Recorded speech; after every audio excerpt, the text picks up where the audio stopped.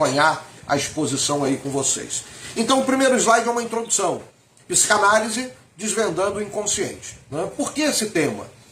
Porque a palavra-chave da psicanálise chama-se inconsciente. Na realidade, essa palavra nunca foi usada antes de Freud.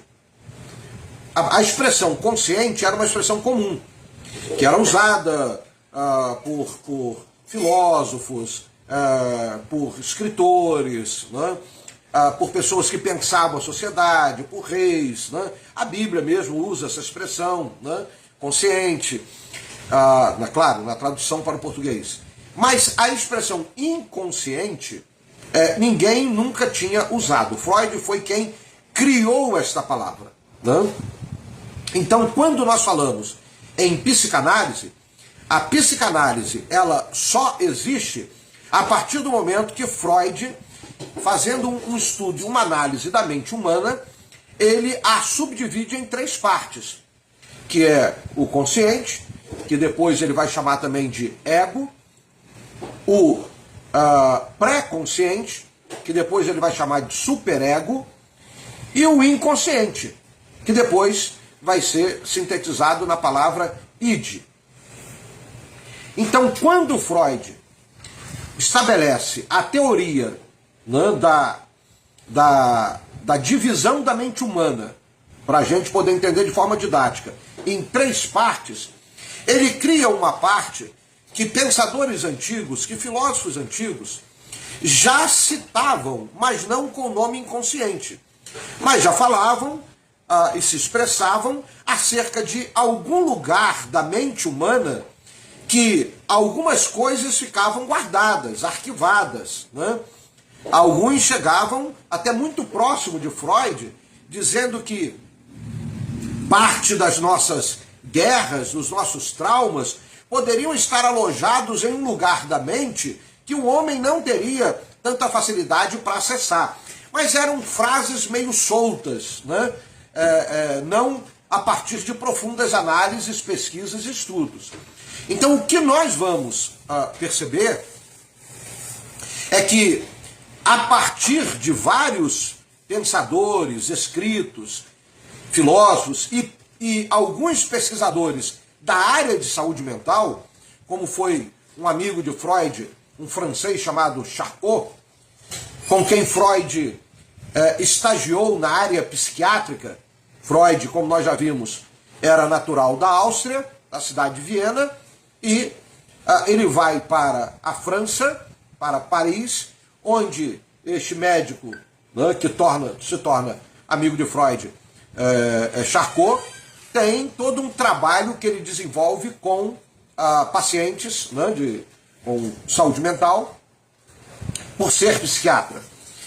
Então, Freud, nesse contato com Charcot, ele amplia o seu nível de pesquisa sobre a mente humana, e quando ele chega à concepção, à ideia de que, de fato, a mente humana ela tem, né, uma parte, né, e essa divisão em 3 partes é uma divisão didática, porque ninguém consegue dividir a mente em parte, né? Mas Freud, então, usa essa figura, essa ilustração. Inclusive, é muito comum nós encontrarmos na internet a figura de um iceberg, né? Onde uma pequena parte do iceberg, todo mundo sabe disso, é aquela parte que fica para fora, acima do nível do mar. Né? E aí Freud vai chamar essa pequena, o iceberg todo, Freud vai comparar à mente humana. Então, assim é a mente humana. E aí, o desenho do iceberg, da ponta do iceberg que fica para o lado de fora, acima do nível do mar, é o que Freud vai chamar de consciência. E percebe-se que essa parte do iceberg que está acima do nível do mar é a menor parte do iceberg. Né? A menor parte é justamente o consciente. Depois, uma parte que está logo abaixo do nível do mar, mas também uma pequena parte, Freud vai chamar de pré-consciente. E a maior parte do iceberg é aquela que está completamente abaixo do nível do mar, não toca no nível do mar, como o pré-consciente toca no nível do mar, né? Ele vai chamar de inconsciente, que é a maior parte da mente humana. Nesse desenho, nessa figura, que Freud vai utilizar do iceberg, que os psicanalistas utilizam do iceberg, é muito interessante quando a gente, de forma lúdica, olha para o iceberg e vê a subdivisão, as subdivisões que são apresentadas da mente humana, né? Consciente, pré-consciente e o inconsciente. Então Freud é quem vai usar essa expressão pela primeira vez. Tá? E a partir então do uso dessa expressão, Freud, são três momentos muito especiais. Se eu perguntasse assim, o que é que caracteriza o início da psicanálise? Em que momento Freud estabelece o momento em que surge a psicanálise? Já que isso tudo foi um processo de pesquisa que demorou anos até Freud chegar à psicanálise. E aí a pesquisa ainda continua mais alguns anos até que Freud morre em 1938. Então, há três momentos que são decisivos que a gente associa ao surgimento da psicanálise. Momento número 1, quando ele identifica o inconsciente na mente humana. Então, a identificação do inconsciente e o nome que Freud vai dar para, dentro da divisão da mente humana, para essa parte que ainda não tinha um nome, e aí ele vai caracterizar o inconsciente, é um dos momentos que levam ao surgimento da psicanálise. O segundo momento é o momento que Freud rompe com a hipnose, que era um método usado pela escola médica progressista de Paris, onde estava Charcot, seu amigo, onde a hipnose, inclusive depois, hoje, eu vou passar para vocês um filme para vocês verem, e depois eu vou pedir um relatório desse filme, que é sobre hipnose, que era um método usado no século XIX por Charcot na França. Então, a hipnose, Freud vai utilizar também da hipnose para atender seus pacientes, porque era uma forma de adormecer o consciente e, por sugestão do terapeuta, entrar no inconsciente do paciente para fazer com que o paciente fale algumas coisas. Mas havia um problema. O problema é que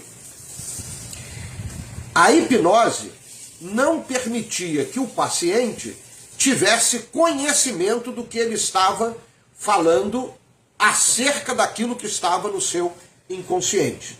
Por quê? Porque o paciente estava numa espécie de estágio de sonambulismo. A gente chama isso na psicanálise de dormência do consciente.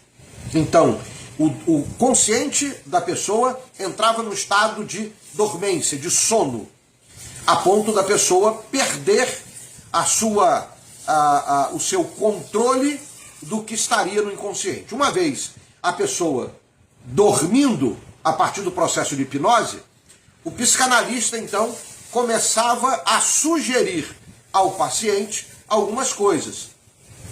Do tipo, vamos imaginar, e vamos usar o nome aqui que Freud usou para sua paciente Ana O, uma paciente fictícia, né? Acho que nós já falamos isso numa das nossas aulas. Então, o psicanalista chega para a paciente, leva a paciente à dormência do consciente. Haviam métodos variados, né, para como esse processo começaria. O filme, inclusive, vai mostrar isso para vocês. Né? Mas, a partir do momento que a pessoa adormecia, então, o psicanalista, ele começa a sugerir que o paciente investigue o seu inconsciente. Tipo, Ana O, me diga como era a sua relação com o seu pai na infância. E aí a pessoa vai buscar alguma relação, alguma similaridade, alguma construção que possa ter existido entre a pessoa, o paciente e o pai. E aí a pessoa fala. E o psicanalista, o analista, vai sugerindo a continuidade da fala. através de intervenções que ele vai fazendo. Ok, chega em determinado momento, o analista, ele destrava o processo de hipnose. E aí a pessoa acorda. A partir daquele momento que a pessoa acorda, ela não tem noção do que falou. E aí o psicanalista, então, pergunta, você lembra do que você falou? A pessoa vai responder, não. Aí o psicanalista começa a dizer, bom, você me disse, quando eu perguntei acerca do relacionamento com seu pai, você falou isso, você falou isso, você falou isso. Por que Freud vai discordar da hipnose? Porque para Freud, não acontece cura quando é o analista quem fala o que a pessoa falou. Porque não houve um processo de entrar no inconsciente da própria pessoa, buscar um trauma, talvez até do relacionamento que tenha tido com o pai, fazer aquilo passar pelo pré-consciente, que é o filtro, até a pessoa ser capaz de falar, que é quando o consciente entra em ação. Então, para Freud, o processo de cura vai acontecer quando a pessoa, usando o seu consciente, vai buscar o seu trauma. E na hipnose, a pessoa não busca o trauma. Ele não tem consciência. A pessoa não tem consciência. É preciso que o analista seja o sugestor e o interventor para a pessoa falar. Só que ela está no estado de consciência onde há uma dormência, de sono. Então ela só vai saber o que falou quando o analista falar para ela. Então para Freud, isso não é cura. Mas como que Freud descobre isso?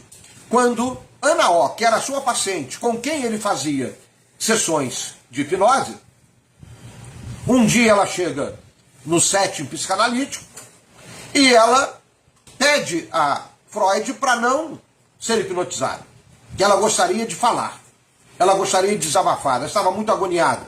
E aí Freud, ok, concorda com ela e deixa ela livremente falando, e ela sofre alguns processos de catarse, que é o momento em que toda a emoção entra em ebulição, que é o momento em que é o sinal da cura. Catarse na língua grega é vômito, né? Então é quando o emocional, é quando o inconsciente acaba gerando, né, todo na relação com o consciente, todo aquele enfervecer que o próprio trauma que está vindo à tona acaba provocando. E aí Freud percebeu que Ana O tem essa reação sem que ela fosse hipnotizada. Freud então percebe que quando a pessoa toca no seu próprio inconsciente de forma livre, através de associações que a própria pessoa vai fazendo, Freud entende que este é o método da cura e não o da hipnose. Então Freud vai estabelecer o método da associação livre, substituindo o método hipnótico para marcar também o início da psicanálise. Então, concluímos aí as três partes que caracterizam o surgimento da psicanálise. A primeira, quando Freud vai gerar o conceito de inconsciente. Segundo, quando Freud rompe com a hipnose. E terceiro, quando Freud cria o método, identifica o método da associação livre, que é a liberdade do paciente falar e do analista escutar. Este é o momento em que surge a psicanálise. Ok? Certo, Fernando? Certo, Jussara? Manifesta aí, Jussara.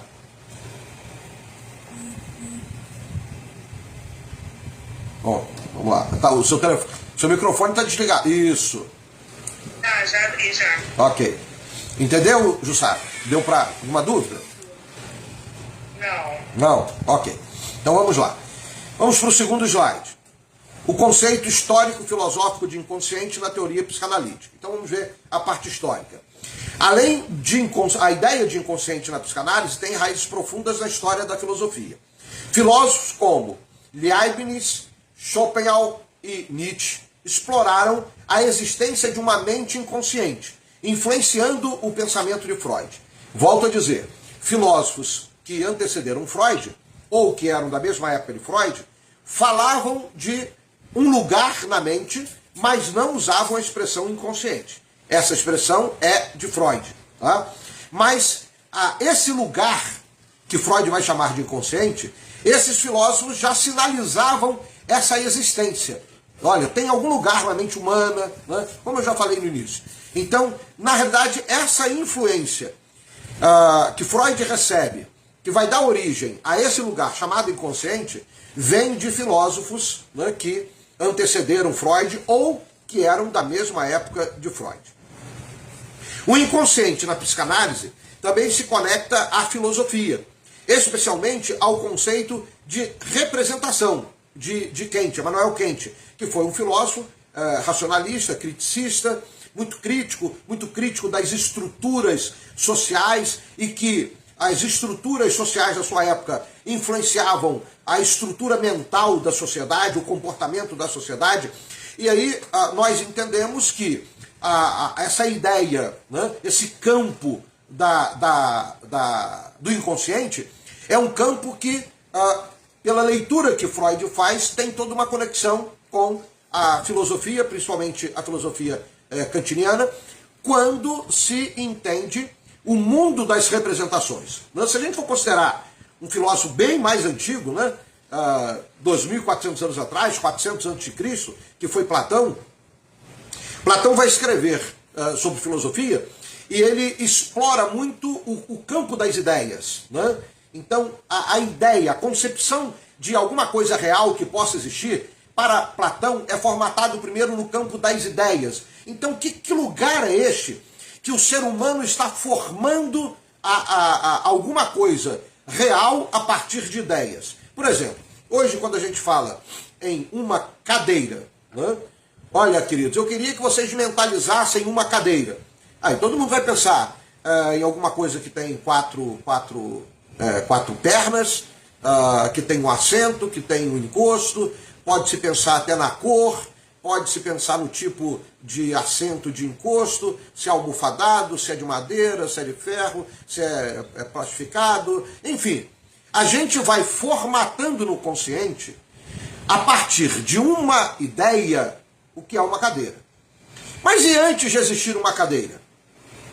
Como que alguém criou a cadeira? E aí a gente pode lançar, por exemplo, o desafio de hoje, né? Telefone celular. Eu lembro que vocês devem conhecer também o desenho dos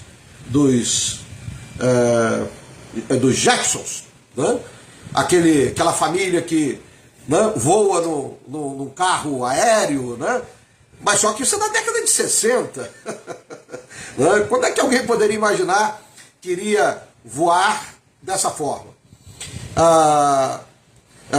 Ele já usava um aparelho, que, como se fosse o nosso celular hoje, para falar com alguém vendo a imagem do outro lado. Isso na década de 60, ou seja, alguém antes de existir no mundo real o telefone celular, alguém já tinha tido, já tinha estabelecido a forma a partir das ideias de como isso poderia acontecer. Então, para Platão, nada passa a existir no mundo real sem ser formado antes no campo das ideias. Vamos agora dar um salto de 2.200 anos. Aí a gente chega aos... Só um instantinho aqui que minha esposa colocou alguma coisa no fogo aqui e entornou. Para aí. Ela chegou.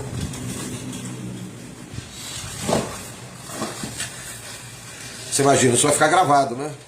Isso é um problema. Bom, então imagine agora, 2.200 anos depois de Platão, filósofos da época de Freud vão falar, como é o caso de Kant, vão falar exatamente da importância desse mundo da representação. Ou seja, nós criamos imagens, nós criamos ideias, nós representamos. aparentemente, não no mundo real, não existe ainda no mundo real, mas no campo ainda mental. E aí Freud vai, inclusive, utilizar essa influência da filosofia quando ele escreve sobre a interpretação dos sonhos. Porque, para Freud, o momento da análise em que há a associação livre, o paciente tem consciência daquilo que ele está falando e ele vai construindo a sua própria narrativa, com algumas intervenções do analista para posicionar o paciente diante de algo que o analista entendeu que é importante, mas que o paciente não está conseguindo perceber que aquilo que ele falou é importante. Aí o analista ele pontua, ele volta, ele posiciona, né, o paciente diante de algo que ele mesmo falou. Mas quando Freud entende que interpretar o sonho é uma forma de você também conseguir identificar traumas, neuroses, marcas que estão registradas no inconsciente do indivíduo, Freud então começa a se utilizar da influência da filosofia, principalmente da filosofia de Kant, quando trata de representações. Porque o que é um sonho? Senão uma sequência de representações que a gente tem quando sonhamos e quando nos lembramos dele. Geralmente os sonhos aparecem em pessoas que, vamos imaginar, eu sonhei com uma pessoa que estava trabalhando com uma pessoa, mas no final essa pessoa que eu estava trabalhando era o meu pai. Mas a relação ali não era de pai, mas a imagem era do meu pai. Ou eu estava num voo, no avião, e de repente eu me vi voando como albatroz no ar. Eu não voo como albatroz. Estar dentro do avião é possível, mas voar como albatroz eu não sou ave. Não?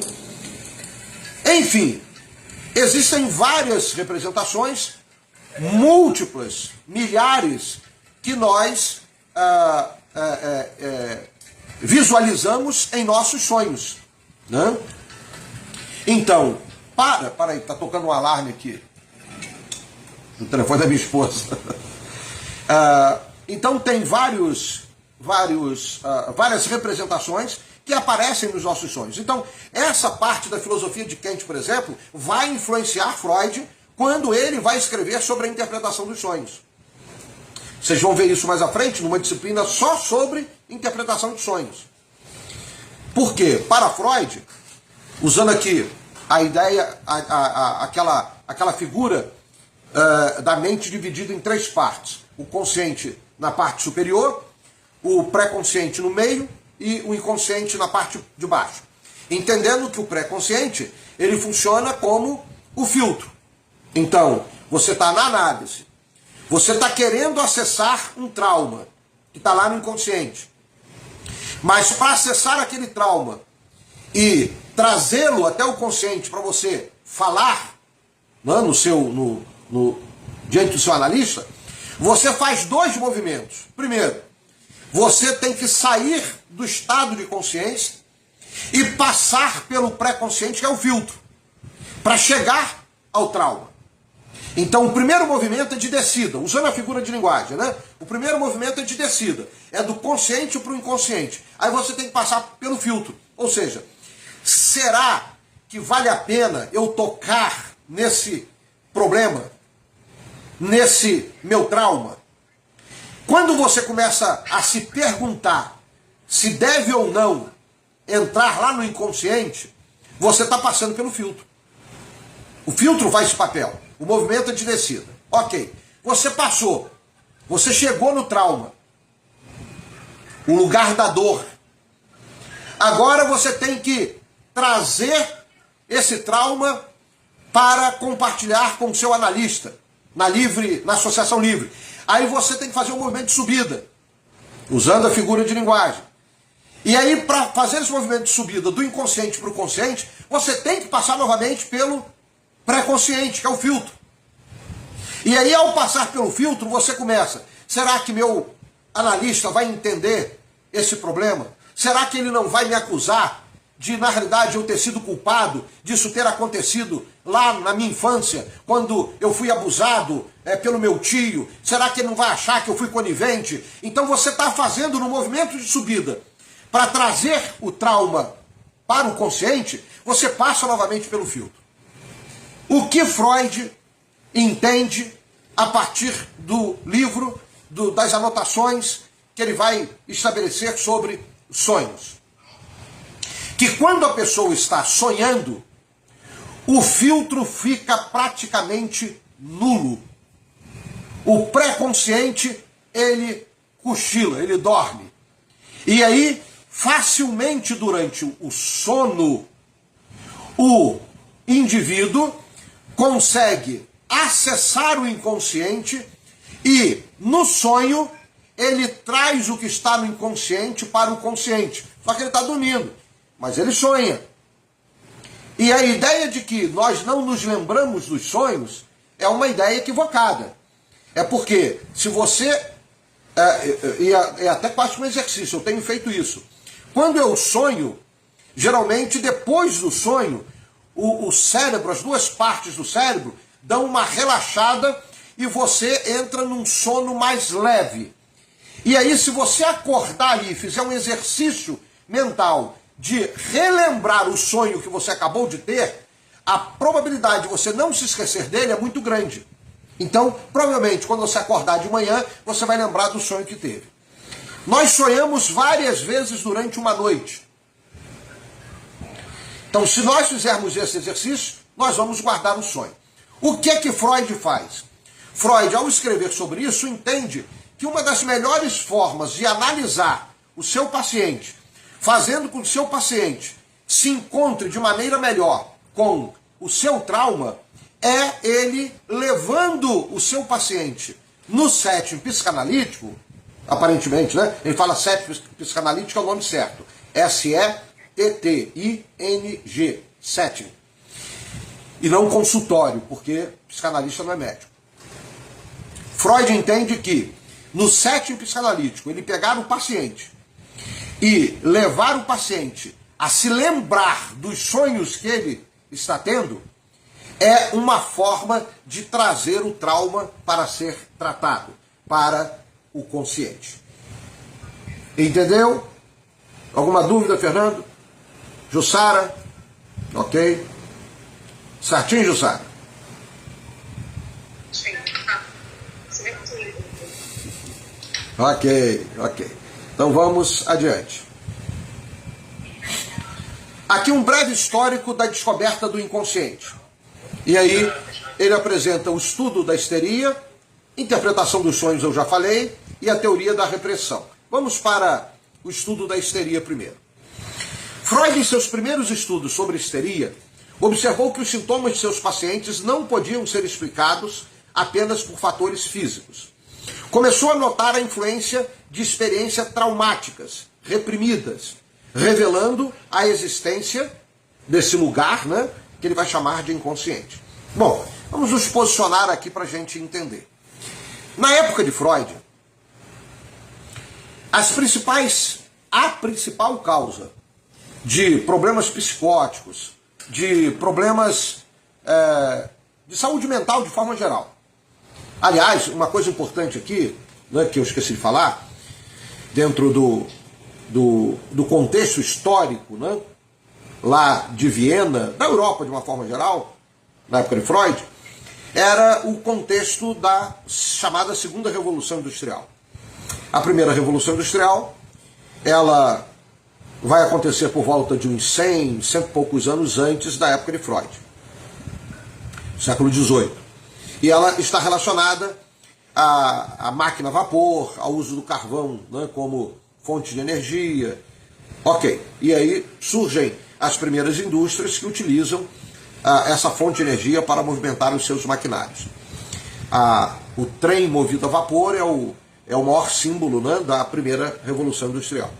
A segunda Revolução Industrial já acontece num nível muito mais veloz e com muito mais intensidade em função da fonte de energia utilizada, que é o petróleo e a energia elétrica. Então nós vamos ter uma expansão imensa do segmento do setor industrial na Europa, e com isso, com o crescimento das indústrias, nós, naquela ocasião, não havia a mão de obra suficiente para lidar com todo o crescimento industrial que estava acontecendo na Europa, como também nos Estados Unidos. Mas aí o cenário é europeu, porque é lá que nasce a psicanálise. O que acontece nesse período? A ausência de mão de obra leva mulheres e crianças para trabalharem nas indústrias europeias. E aí existe um caos social. E esse caos social, que faz com que a média de vida fique em torno de 30 e poucos anos de idade, você imagina, numa sociedade, se atualmente nós tivéssemos uma média de vida de 30 e poucos anos de idade, nenhum de nós estaríamos mais aqui. Assim era a Europa na época de Freud. Então, é claro, era a média de vida dos trabalhadores, né? Daqueles que trabalhavam nas indústrias. Com isso, nós tínhamos um problema sério. Por quê? A capacidade do homem, né, até pela sua estrutura física, de aguentar mais o desgaste físico, era mais suportável do que da mulher e de uma criança. Né? Então, nós vamos ter, na época de Freud, uma sociedade completamente destruída, principalmente no segmento feminino e infantil. Crianças estão sendo completamente violentadas em função da exploração do trabalho, e as mulheres estão enlouquecendo porque elas têm que ir para as indústrias trabalhar, mas elas também têm que ser a mãe que está vendo os filhos sendo consumidos na mão de obra, e quando chega em casa tem que ser a dona de casa, a mãe dentro de casa e a mulher dentro de casa. Quem acaba sofrendo as maiores pressões da sociedade na época de Freud? A mulher e as crianças. Mas como as crianças, elas tinham dificuldade de se manifestar, até porque estavam ainda em processo de amadurecimento, crescimento, por aí vai, a grande carga emocional sobrava para as mulheres na época de Freud. Então elas não conseguiam, conseguiam, mas com alto comprometimento da saúde física e da saúde mental. Então elas se submetiam à exploração da força de trabalho, elas chegavam em casa, tinham que ter toda a habilidade ainda para lidar com as coisas de casa, para lidar e cuidar dos filhos e para ser a mulher do seu esposo. Então, a mulher está sofrendo horrores na sociedade na época de Freud. E aí, quem é que tem problemas de saúde mental? Não é o homem, aparentemente. Não é a criança, porque a criança, se ela começa a ter problemas de saúde mental, era a vara que tinha que corrigir, era o castigo que se dava, né? Porque não se entendia criança, por ser nova, ter problemas de saúde mental. O homem era o cara, né? E a mulher sobrava para ela. A grande vítima da sociedade do século XIX e início do século XX é a mulher. Tanto é que vai surgir um movimento feminista nessa época, no século XIX, que não tem relação com o movimento feminista da década de 60, que surge principalmente como consequência do movimento hippie que acontece. Aquele movimento lá do século XIX, feminista, era um movimento para proteger a mulher de toda essa exploração que acontecia. Bom, o que acontece? A mulher adoecia. E a doença dada para a mulher chamava-se histeria. Então a histeria era um problema, era uma doença de saúde mental que afetava o sexo feminino. Como que eles tratavam? Por quê? Porque elas eram as pacientes dos hospitais psiquiátricos. Quase não se encontrava homem em hospital psiquiátrico. Era mais a mulher. A doença, então, tinha esse nome, histeria, e a forma como eles tratavam a doença na época de Freud era através da fisiologia, ou seja, dos estudos relacionados à parte física do corpo. Se a mulher estava apresentando um quadro de histeria, era porque alguma coisa no seu organismo, no seu corpo, não estava funcionando bem. Então, a ligação era sempre com a parte física, a parte fisiológica, né? A parte do corpo, do organismo da mulher. Até que se levantou uma possibilidade, e essa possibilidade acabou sendo estudada por muito tempo, e sendo usada como causa da histeria por muito tempo, que a histeria era um problema de saúde mental que a mulher apresentava, porque isso estava relacionado a um elemento do seu corpo físico, que era o seu ciclo menstrual. Como ela perdia sangue sempre, normalmente, uma vez por mês, então, num processo de pressão atmosférica, o sangue que ela perde pelo seu órgão genital é um sangue que sai de cima, que desce, como uma caixa d'água que sustenta uma torneira de uma casa. Vem por pressão de cima para baixo. Então, o que eles entendiam? Que a histeria era a perda de sangue no cérebro, porque uma vez por mês a mulher liberava no seu ciclo menstrual sangue, e esse sangue, então, ele se ausentava do cérebro. Por isso as mulheres apresentavam quadros de saúde mental constantemente, porque elas, né, diferentemente dos homens, perdiam sangue. E aí a causa era fisiológica, a causa era física, era orgânica, estava relacionada ao seu corpo. Então essa era uma explicação, e foi uma explicação, que sustentou os tratamentos psiquiátricos durante muitos anos. Bom, Freud vai estudar muito sobre a histeria, inclusive na França com Charcot, e ele, como Charcot, entendem que o problema de saúde mental iria além disso. Ela poderia até ter uma causa explicada pelo mau funcionamento de alguma parte do corpo humano. Mas, para Freud, como para Charcot e para alguns psicanalistas, para alguns psiquiatras da época, não era só a questão física a causa de enfermidades de saúde mental na sociedade da época de Freud.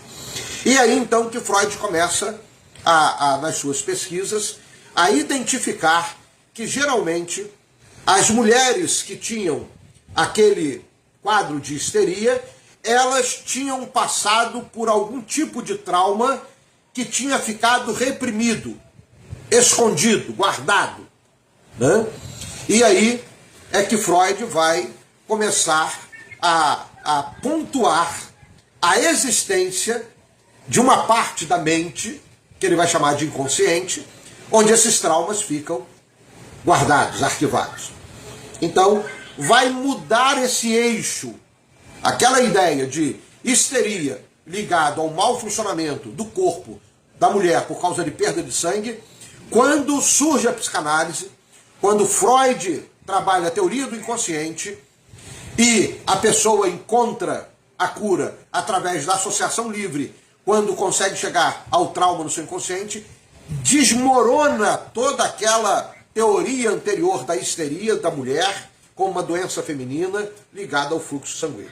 Então, é interessante nós analisarmos essa caminhada, né, histórica que levou Freud até o inconsciente, né? Então parece até surreal a gente achar que a medicina psiquiátrica tratava problemas de saúde mental ligados a ciclo menstrual. Mas para mostrar que todo conhecimento, inclusive o científico, ele evolui. Por isso que a ciência tem uma máxima. Quando você chega a um determinado resultado, nunca estabeleça aquele resultado como a verdade absoluta e última. Porque no campo científico, aquela verdade que você chegou, ela pode só servir de base para a construção de uma nova verdade. Ou seja, que você vai evoluir, vai ampliar aquele conhecimento. E ao ampliar aquele conhecimento, você pode até descobrir que esse conhecimento que você está hoje não é um conhecimento verdadeiro, é errado. Foi o caso da psiquiatria na época de Freud e de Charcot, né? Então, eles tinham uma leitura da histeria, que é um problema de saúde mental, mas a causa era o ciclo menstrual. Eles usaram isso e esse tratamento durante anos. Era verdade deles naquela época. Porém, com a evolução da ciência, essa teoria foi completamente abandonada, porque ela foi tida como errada. Então, o que era uma verdade uma época para a ciência, depois passou a não ser mais uma verdade, né? Então, isso é muito interessante no campo científico. Continuando aí na ideia, né, na evolução histórica até chegar ao inconsciente, nós temos o momento da interpretação dos sonhos, né, que nós já falamos aí agora há pouco, mas só para ler aqui. A obra Interpretação dos Sonhos, que ele escreveu em 1900, foi um marco. Freud utilizou a análise de sonhos para acessar o conteúdo inconsciente de seus pacientes, revelando desejos, fobias, né, medos e conflitos reprimidos. Já falamos sobre isso. E a terceira etapa, vamos chamar assim, né, nessa caminhada histórica até chegar ao inconsciente, nós temos a chamada teoria da repressão. Através de suas observações, Freud desenvolveu a teoria da repressão e o conceito do inconsciente como um depósito de desejos reprimidos. Esta teoria afirmava que o inconsciente influencia o comportamento humano mesmo sem que tenhamos consciência de que tem alguma coisa do inconsciente. Que na realidade, nós podemos levar o trauma para o inconsciente porque aquele trauma nos causou tanta dor que a gente cria um mecanismo de defesa e isola aquele trauma num abismo da nossa mente chamado inconsciente. Por quê? Porque foi um trauma de muita dor que me foi provocado quando ele aconteceu. Então eu vou lá no inconsciente, eu quero anular aquilo, eu quero esquecer aquilo, né? Então eu isolei de forma consciente aquilo, porque me causa dor lembrar daquilo. Então eu vou proteger-me da lembrança daquilo.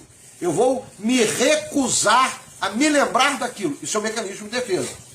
Então aí eu estou conscientemente reprimindo, né, a gente vai chamar isso na psicanálise, recalcando.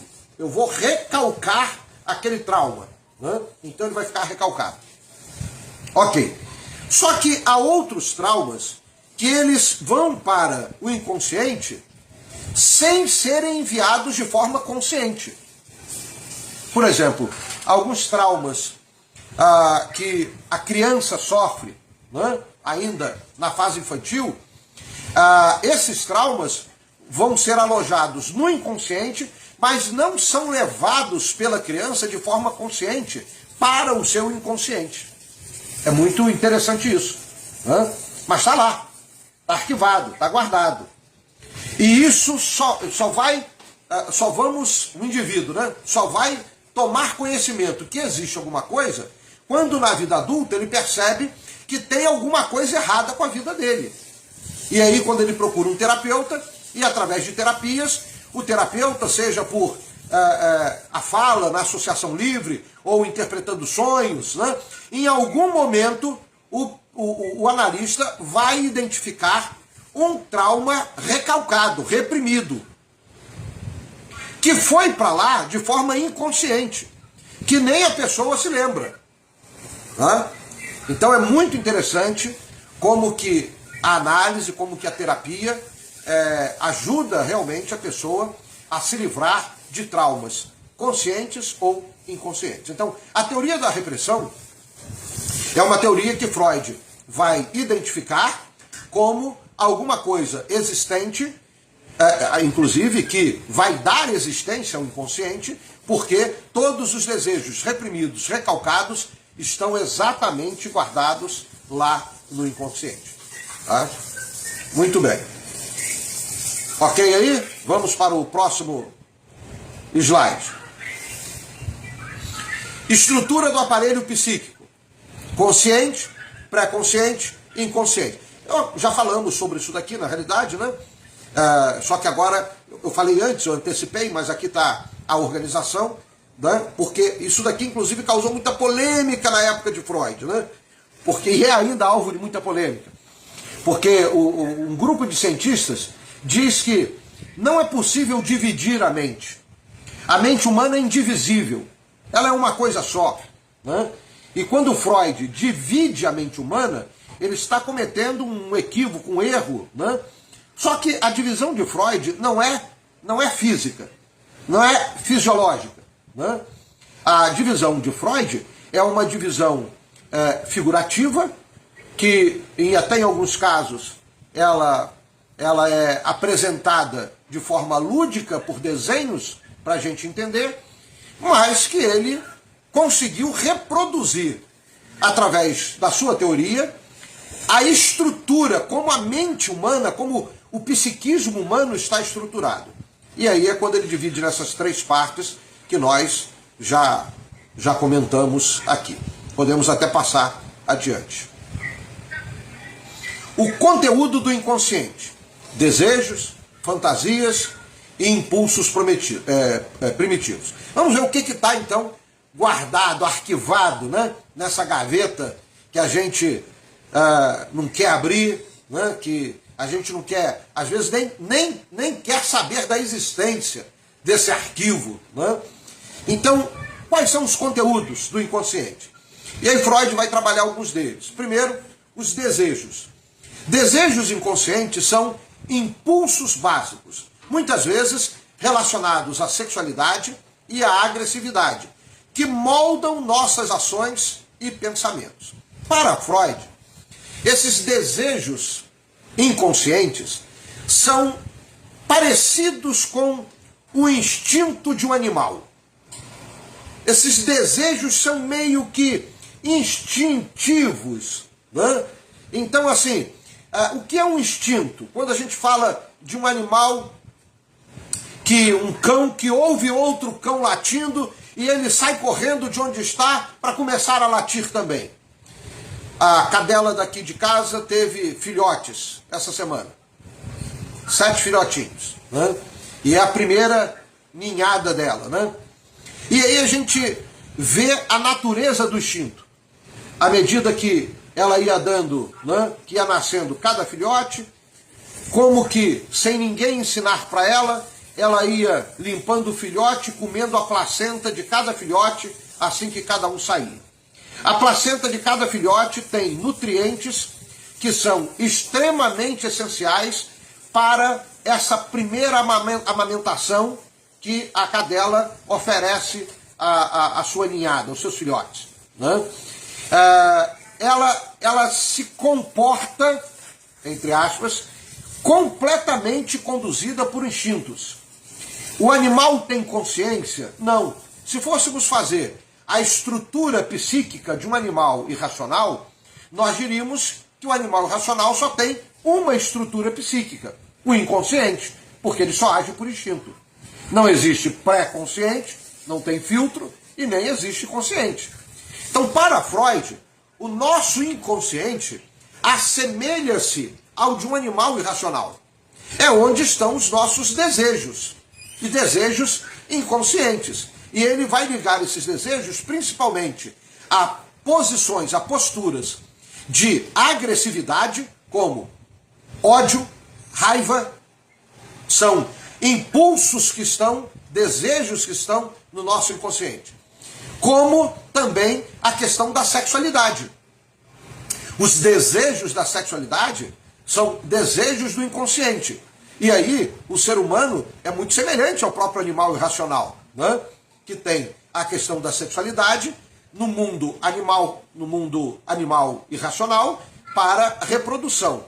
No mundo do ser humano, para reprodução, mas também para satisfação, para prazer. Então, há algo que é muito semelhante no mundo animal. Então, os instintos, os desejos estão no inconsciente.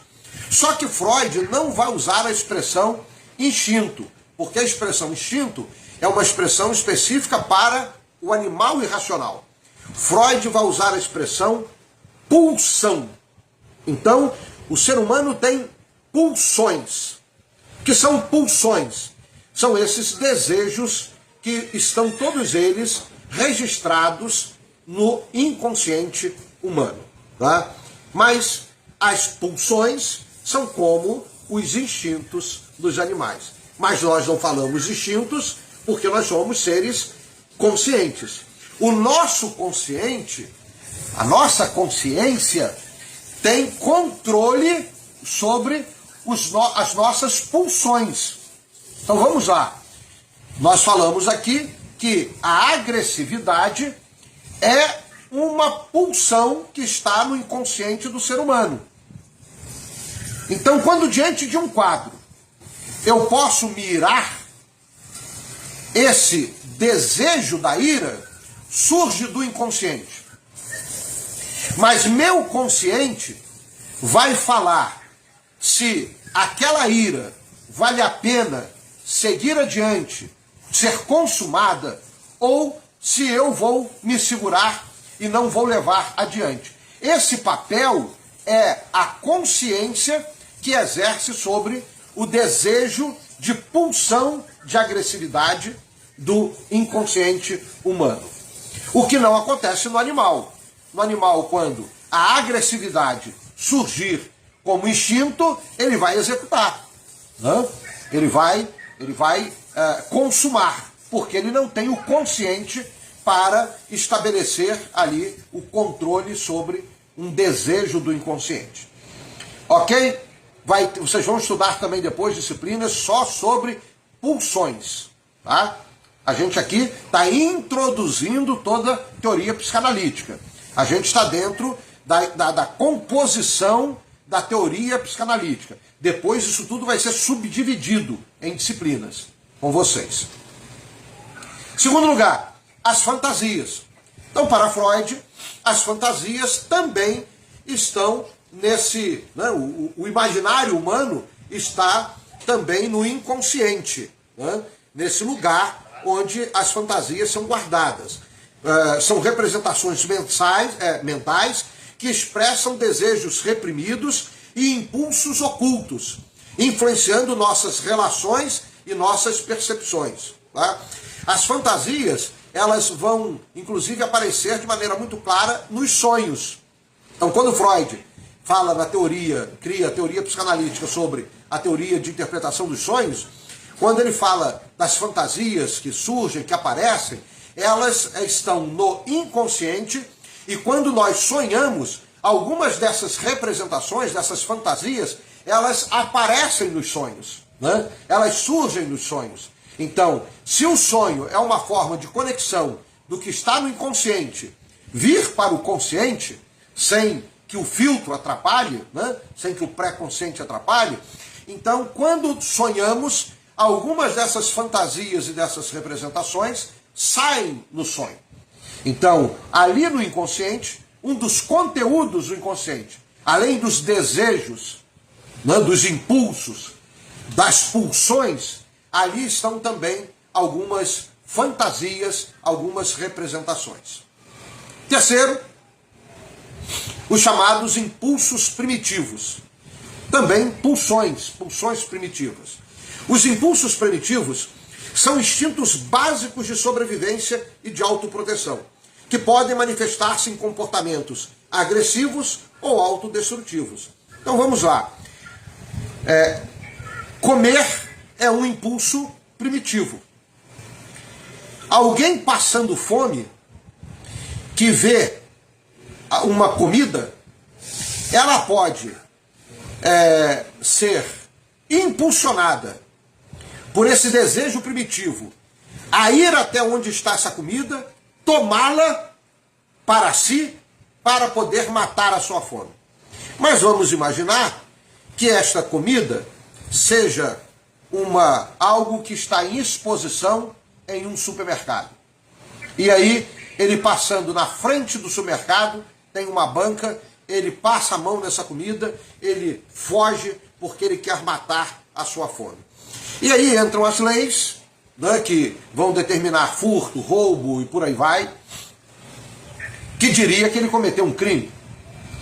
Bom, não estamos falando de leis, não é o nosso caso aqui. A gente só está falando que aquilo que levou o indivíduo a correr até onde estava a comida, tomar posse dela, fugir com ela, para resolver o problema da sua fome, é um instinto básico que ele tem, que é de comer, saciar a fome. E que, às vezes, para chegar à conclusão da solução para o problema da fome, ele vai agir de forma primitiva, instintiva e primitiva, sem pensar na hora. E eu estou contrariando no Código Penal, artigo tal, parágrafo tal, inciso tal. Nunca. Porque o impulso primitivo não o leva a pensar nessas circunstâncias exteriores, nesses contextos, mas sim a agir de forma básica para suprir a sua necessidade de sobrevivência. Freud vai falar de pulsão de vida e pulsão de morte.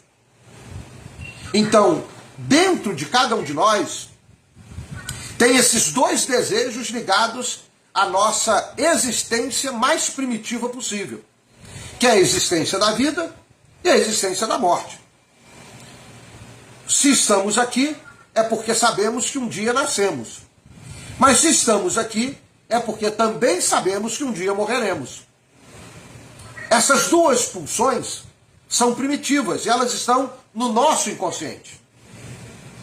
O que acontece hoje, vocês vão estudar isso ainda, é que, se estamos vivos, nós levamos a nossa vida procurando suprir os impulsos de vida. Então, se eu estou vivo, eu vou estudar psicanálise, porque a psicanálise vai me ajudar a entender até a mim mesmo. A psicanálise vai me ajudar a entender o mundo que está ao meu redor e essas neuroses todas da sociedade humana. A psicanálise vai me ajudar a entrar no mercado de trabalho e me sustentar e ter recursos. Eu vou me tornar um profissional na área da saúde mental. Então, quando você pensa assim, você está pensando movido pelos seus impulsos de vida, ou seja, pela pulsão de vida. Porém, você já deve ter ouvido de pessoas extremamente hábeis, algumas famosas, alguns até espirituais, alguns até pastores, que em determinado momento da vida se suicidaram. Tiraram a própria vida. Nós não estamos entrando no mérito da análise teológica, bíblico-teológica disso. Estamos fazendo uma análise do psiquismo humano à luz da psicanálise. Para Freud, a morte é uma pulsão igual à da vida. Assim como nós estamos aqui estudando porque queremos crescer, é porque a pulsão de vida está falando mais alto dentro de nós. Mas e aquelas pessoas que entram no estágio de doença terminal? E aquelas pessoas que eram tão conectadas com entes queridos que perderam esses entes queridos de uma forma traumática, um acidente de carro? E aquelas pessoas que não conseguem ver para a sua enfermidade nenhum quadro positivo na ciência humana que possa ajudá-la a combater aquela enfermidade, sabendo que aquela enfermidade vai levá-la a um sofrimento porque ela é degenerativa. Então, para Freud, essas duas pulsões de vida e morte, elas estão tão próximas uma da outra como amor e ódio. Você ama alguém, mas de repente uma situação completamente adversa pode levar aquele mesmo sentimento de amor que sente por alguém ser transformado num sentimento de ódio. Freud vai dizer que esse impulso, que é o impulso, que é a pulsão da vida, ela vive muito próxima também da pulsão de morte. E aí então, alguém que não tem mais aqueles valores que deveriam sustentar a sua vida, ele passa então a nutrir dentro dele o impulso para levá-lo à morte. É a chamada pulsão da morte. E aí alguns acabam chegando ao suicídio. O próprio Freud foi um exemplo disso. Uma mente fantástica, alguém que desvendou mistérios da saúde mental como ninguém ainda na história da humanidade tinha desvendado, mas ele contraiu um câncer de boca, passou por várias cirurgias e, em 1938, não suportando mais as dores e nem a morfina mais sendo capaz de tirar as suas dores, ele, segundo relatos biográficos dele, mas há quem conteste, mas ele teria se auto-envenenado, né? Ele teria, então, tirado a sua própria vida.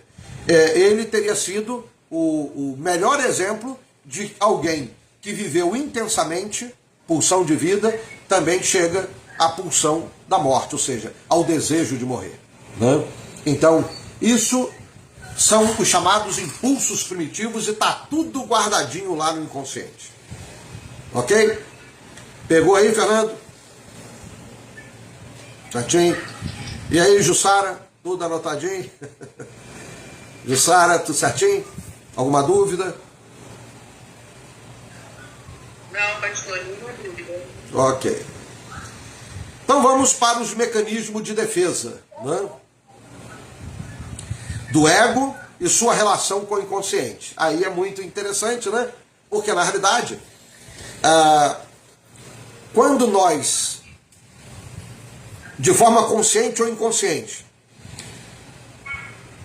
mandamos o trauma, né, lá para o inconsciente, algo que nos causa dor, nós criamos alguns mecanismos de defesa para que aquele trauma fique lá e que não nos atrapalhe.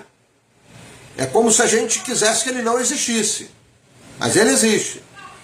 Então eu vou criar alguns mecanismos de defesa para criar a ideia de que ele não existe. Então esses mecanismos de defesa é uma forma do consciente se relacionar com o inconsciente, ou o ego com o id, né? Então vamos analisar aí essas 5 etapas aí da criação do mecanismo de defesa. A primeira dela é a repressão. O mecanismo mais básico, onde pensamentos e memórias dolorosas são empurradas para o inconsciente.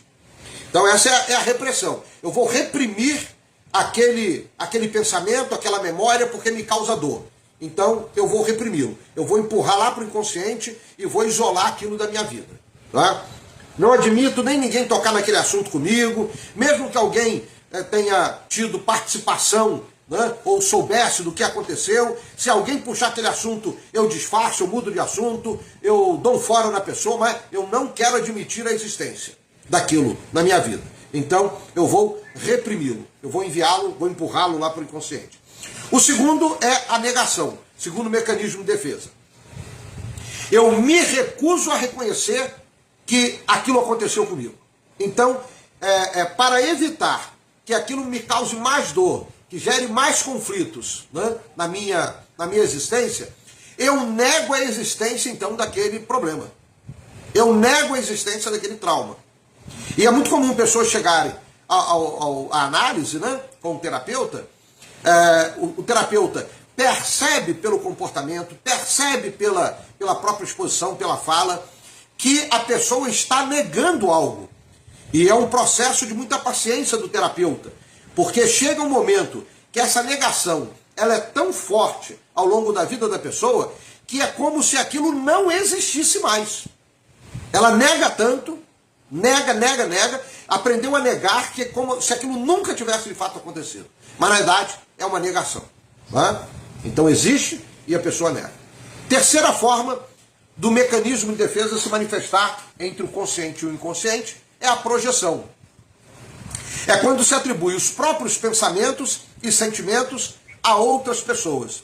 Então, a pessoa está na análise lá, e aí ela começa a falar. Imagina uma mulher, né, com problemas no relacionamento com outras pessoas, e aí ela fala, mas porque meu marido, ele não me entende, meu marido é a causa dos meus problemas, meu marido inclusive é um homem que tem mulheres na rua, meu marido é um homem que não me ama, ele não me valoriza, né? Na realidade, o problema é ela, mas ela transfere, ela faz uma projeção dos seus problemas, né, para outra pessoa. Existem casos muito interessantes que o paciente transfere para o analista.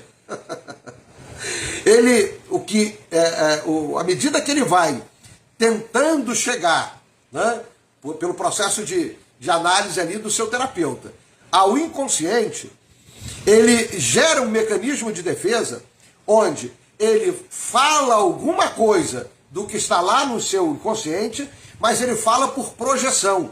E aí ele transfere isso, né, para o terapeuta, dizendo que o terapeuta é assim.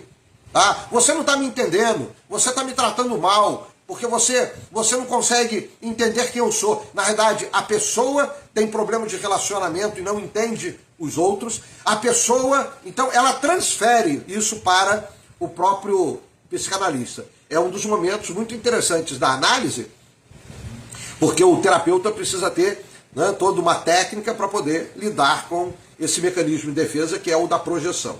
Quarto, da racionalização. É quando o paciente, né, ele encontra explicações lógicas para comportamentos inconscientes inadequados. Então ele tem um comportamento completamente inadequado à convivência humana. Só que ele não quer chegar lá na causa daquele comportamento inadequado. De repente, alguém que foi... Vamos imaginar, um indivíduo que é agressivo, né? Ele é agressivo com a esposa, ele é agressivo com os filhos, e aí a esposa falou para ele, olha, se você não procurar um terapeuta, eu vou te largar. Eu não vivo mais com você. Aí ele vai procurar um terapeuta. E aí ele tem um problema. O problema é que, quando ele era uma criança, 3, 4, 5 anos, ele via o pai agredir e arrancar sangue da mãe. E quando ele cresceu mais um pouquinho, com 6, 7 anos, que ele tentava proteger a mãe, o pai o agredia também e arrancava sangue dele.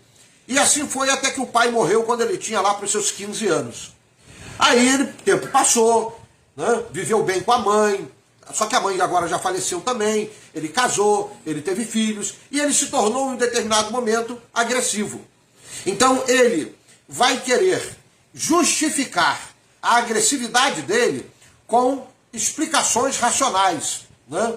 Não, é porque meu filho, vocês não sabem como é que é meu filho é rebelde, né? Meu filho dentro de casa, minha esposa me agride com palavras, ela não tem... Na realidade, ele está criando explicações racionais e lógicas para apenas esconder, cobrir, né? Que é o mecanismo de defesa, o problema que ele tem, tá? Que está lá no inconsciente.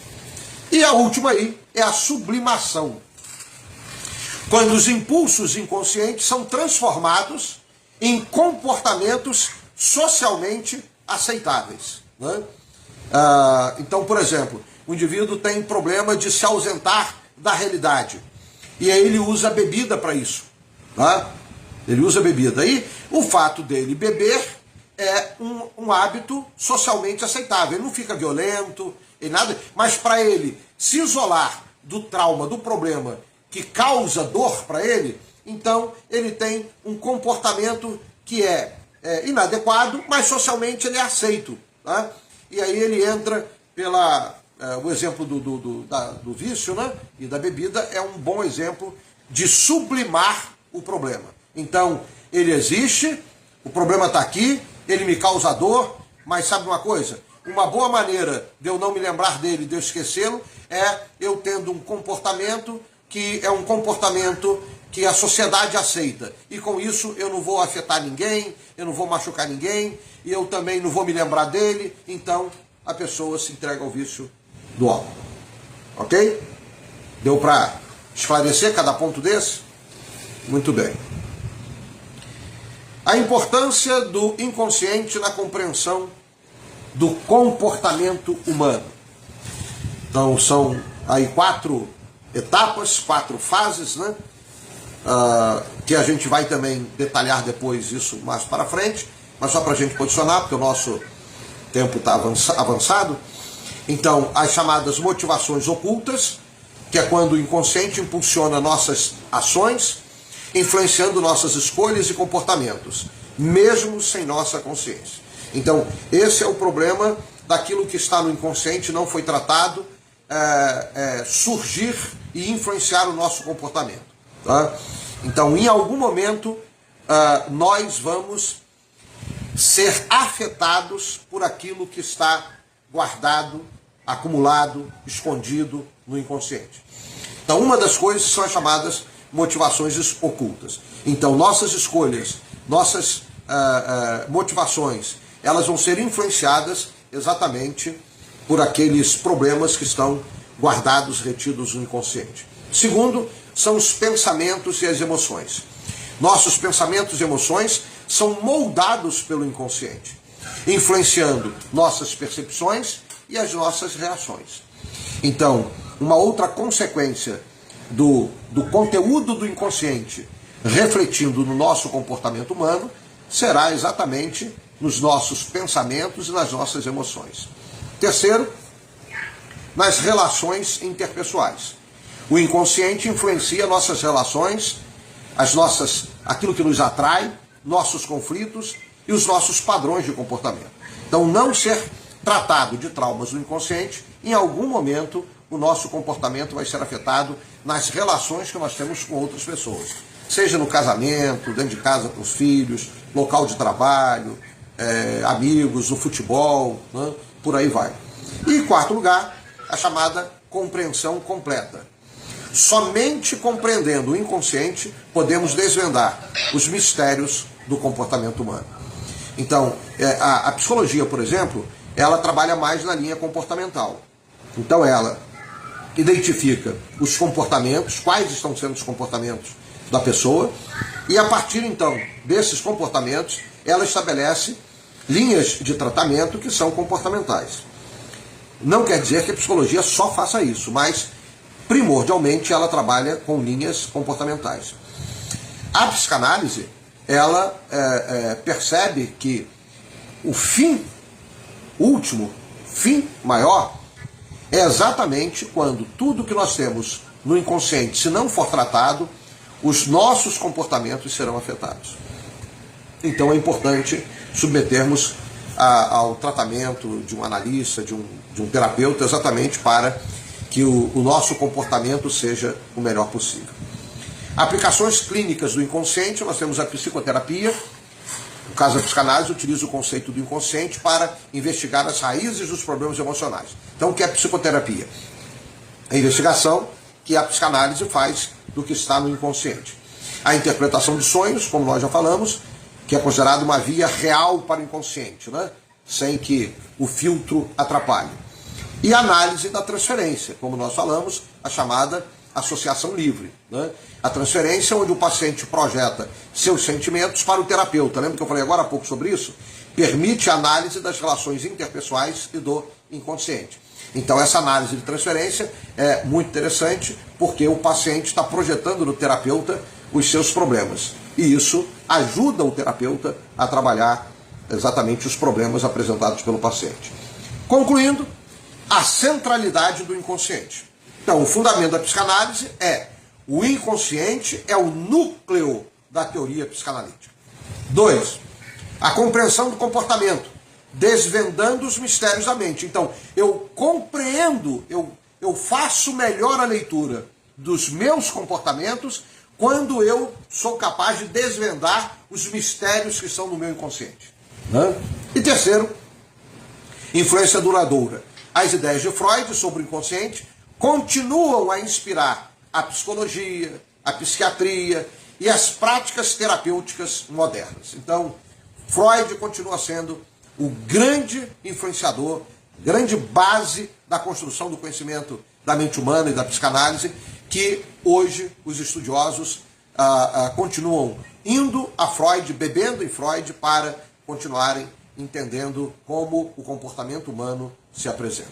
E aí, alguns estudos, né, sobre textos sobre o inconsciente que eu postei aí, depois é só pesquisar. Se você colocar histeria, 1895, vão aparecer os estudos de Freud sobre histeria, os ensaios sobre a teoria sexual, que é quando ele fala das fases oral, anal, fálica, puberdade e adulta. Ele divide, né, a fase do comportamento humano em fases da sexualidade humana.